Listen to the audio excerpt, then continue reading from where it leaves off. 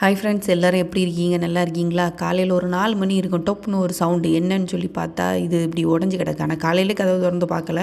ஒரு 6 மணிக்கெலாம் வந்து பார்க்கும்போது நிறைய பிஞ்செல்லாம் கிடக்கு. இது மட்டும்தான் புத்து காய்ச்சிருந்து அதுவும் போச்சு.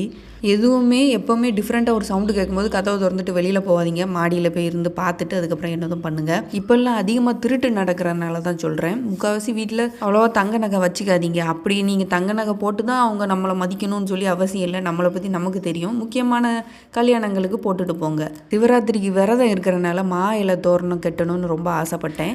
மஞ்சளும் குங்குமமும் வச்சு நிலவாசலில் கட்டியாச்சு. வீடை பார்க்கவே ஒரு ஐஸ்வர்யமாக இருந்துச்சு. இன்னைக்கு காலையில் பிரேக்ஃபாஸ்ட் வந்து கருப்பு கவுனி அரிசி தோசையும் தக்காளி சட்னி தான் ரெடி பண்ணியிருந்தேன். நல்லா இருந்துச்சு. கருப்பு கவுனி தோசை ஃபஸ்ட்டு சரியாக வரல. நான் அரைகுறையாக வேகும் போதே திருப்பி போட்டு பார்த்தேன். ஆனால் 2வது தடவை அதை நல்லா வேக வச்சு திருப்பி போட்டேன். செமையாக வந்துச்சு. மறக்காமல் செஞ்சு சாப்பிட்டு பாருங்கள்.